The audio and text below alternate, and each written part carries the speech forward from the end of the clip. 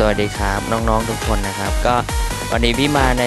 โหมดใหม่นะครับที่เขาเพิ่งอัปเดตเข้ามาใหม่ๆเลยนะครับโอ้โหมาดูดิโคตรเจ๋งเลยโอ้โหมีดีเจด้วยชุดเย่เย่เย่เย่โคตรเท่เลยครับน้องๆครับแล้วก็วันนี้พี่มาในโหมดโซโล่นะครับก็นะครับฝากให้น้องๆนะครับช่วยกดไลค์และกด Subscribe ช่องนะครับเข็มนะครับ KT Gaming ด้วยนะครับอย่าลืมนะครับน้องๆครับโอ้โหโหมดใหม่นะครับไม่ใช่โหมดใหม่ครับคือเขาอัปเดตนะครับเซิร์ฟใหม่นะครับโคตรสวยเลยนะครับก็น้องๆครับวันนี้มาดูว่าจะได้ที่หนึ่งไหมพี่มาในโหมดโซโล่นะครับก็ฝากนะครับอย่าลืมน้องๆนะครับอย่าลืมกด Subscribe ช่องเข็มนะครับ KT Gaming นะครับเพื่อเป็นกำลังใจให้พี่ทำคลิปต่อๆไปนะครับก็วันนี้พี่โดดมาตรงดีมาสกินะครับมาดูว่าจะได้ที่หนึ่งไหมครับก็จังหวะนี้ก็มีคน2ตัวนะครับมากับพี่นะครับก็โดดมาโอ้โหเจอเก็บสไนด์ต่อยมันนี่ต่อยไม่โดนโอ้ต้องหนีก่อนครับจังหวะนี้ต้องหนีก่อนครับหาปืนก่อนนะ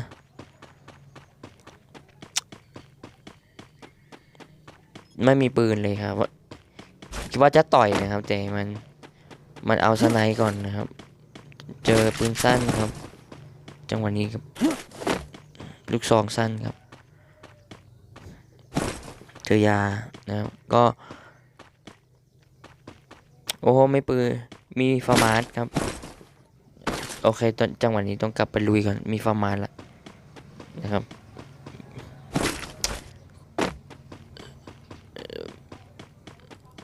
อยู่ไหนครับอยู่ไหนมึงอยู่ไหนเห็นอะไรอ่ะซับยิงซับเร็วยิงเอามาซับยิงเกือบแตกครับฟาร์มาสระยะไกลลูกศอกระยะไกลหัวแตกไปดิครับครับโอ้โหมีกอซ่าโคตรสวยดินะครับส่วนหน้ากอซ่าครับกับสกานะครับขอเล่นกอซ่ากับสกานะครับก็จังหวะนี้ก็หาคอนต่อนะขึ้นไปบ้านพีทก่อนนะครับเมื่อกี้เห็นหลายตัวโดดมานะจังหวะนี้มีคนไหม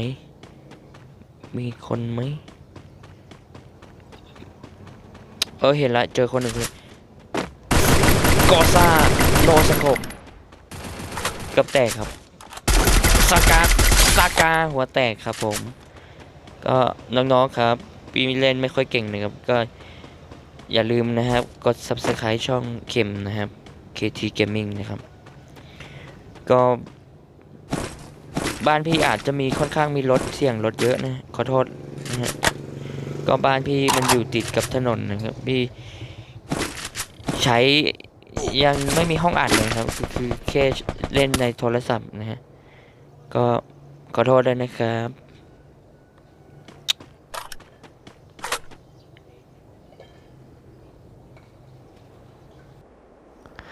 จังหวะนี้นะครับก็เจอคนนะครับอย่าวัดกับกอซ่าหรอโผล่มาดิครับโอ้เจ็บผมวัดกับกอซ่าหรอโอ้กับแตกนิดเดียวเองมาดิครับสเต็ปนั่งยิงนะครับน้องๆครับออกมาดิวัดกับกอซ่าออกมาวัดกับกอซ่าหัวแตกครับน้องๆครับไปเดโมนะครับอยากเจอกับ CGG ว่ะ บุเล่นครับพี่มันเก่งขนาดนั้นนะครับเกมโมไปเรื่อยๆนะก็ต้องหาของก่อนนะครับว่าเก็บของก่อนมันดูไม่มีอะไรเลยนะก็เพิ่งหัดมาเล่นนะครับยังไม่ค่อยเก่งเท่าไหร่แล้วก็จังหวะนี้ก็ขอปั๊มยากับแบบนึงนะครับจังหวะนี้ก็เห็นคนยิงกันกอซานซับส ซับสโคกได้ยิงซับสโคกได้ยิงโอ้จังหวะนี้เจ็บมากเลยวิ่งตรงๆเลยนะครับจังหวะนี้ก็วิ่งตรงๆเลยเอาระเบิดแฟบเอาระเบิดไปแดกครับจังหวะนี้สเปดแดกสเปดครับแดกสเปดครับแดกสเปดครับหัวแตกครับผมนะครับก็เปลี่ยนเป็นลูกซองนะครับจังหวะนี้ก็ลุยต่อครับผม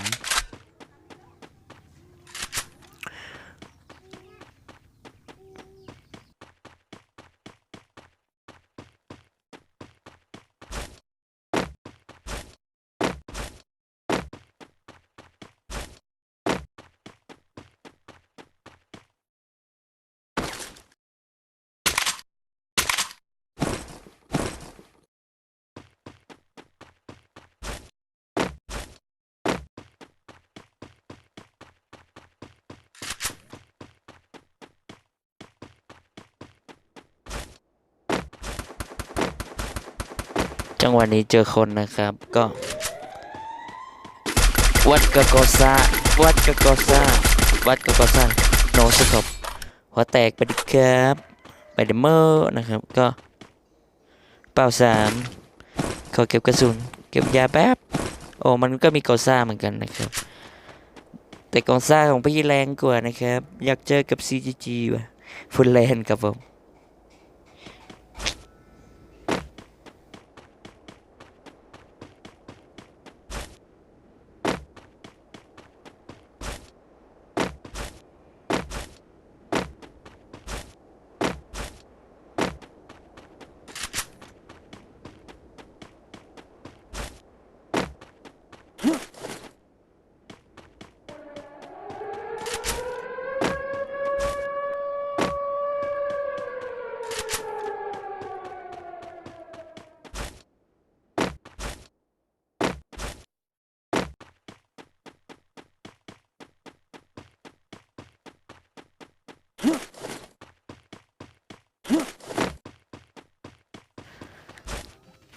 ก็ลุยต่อนะครับหาคนต่อนะครับจังหวะนี้ก็วิ่งมาที่ปีมาสกีนะครับน้องๆครับว่ามีคนไหมครับโอ้เลสโซนนะครับจังหวะนี้ก็วิ่งมาไม่เจอคนเลยโอ้เจอคนหนึ่งแล้วครับก็มาซับสโคปไม่ตายนะครับวิ่งไปที่บ้านนะครับต้องบูแล้วครับวิ่งแบบตรงๆไปเลยครับผมไม่เก็บเสียงนะครับไม่รู้ว่าผมอยู่ตรงไหน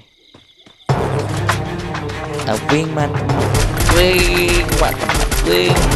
วิ่งมาทำไมยิงสับยิบเอางงแตกไปเลยครับงงนะครับขอเก็บกระเป๋าโอ้เก็บยาเก็บไอวอลเก็บระเบิดรีบต่อกระเป๋า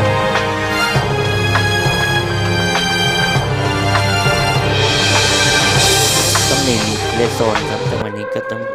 ขี่สลิงไปนะฮะจังหวะนี้ก็ขี่สลิงไปนะครับ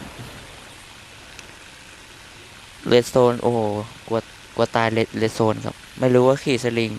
ถ้าโดนจะตายไหมเนี่ยอยากรู้เหมือนกันนะครับขี่สลิงไปนะครับหาค้นต่อนะครับจังหวะนี้ก็หาต่อครับผม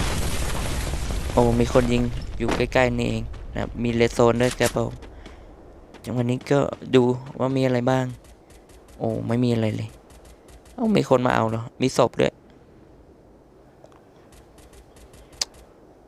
ดูว่ามีเกาะไหมไม่มีเกาะเลย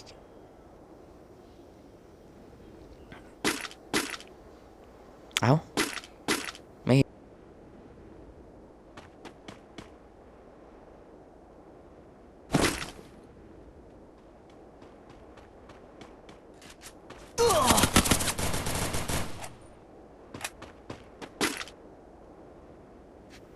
น้องๆครับสุดท้ายนี้ก็ฝากน้องๆช่วยกดไลค์นะครับแล้วก็กด Subscribe ช่องเข็มนะครับ KT Gaming นะครับ